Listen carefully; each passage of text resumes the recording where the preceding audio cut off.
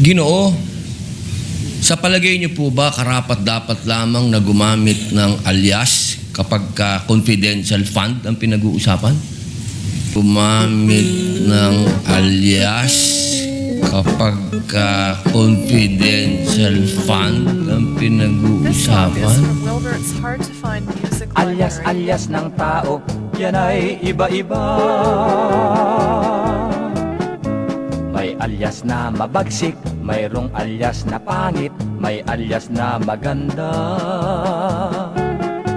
Mayroong alias kung pakinggan, sa pandinig di mainam. Ngayon'y inyong malalaman ang alias ng karamihan.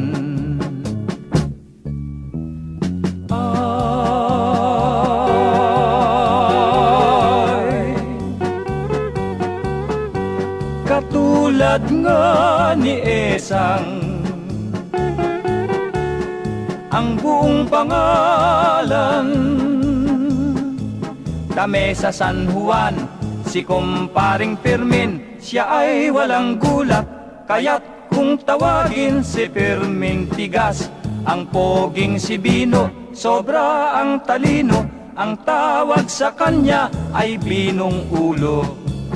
Poging si Bino, sobra ang talino.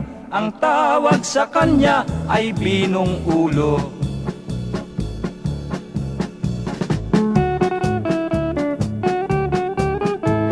Yahay! Ole-ole mga alias ng tao!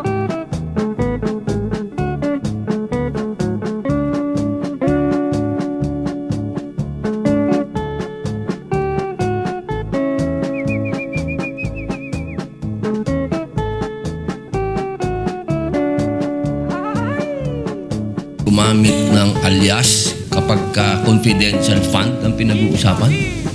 Gumamit ng alias kapag confidential fund ang pinag-uusapan? Sa bayan ng Sipuput, may isang lalaking laging malungkot. Yan ay si Mang Engot, tindero ng supot. Kaya't siya'y kilalang engot na supot. Gumamit ng alias kapag confidential fund ang pinag-uusapan? Kaya kung tawagin ay Pedrong Galit.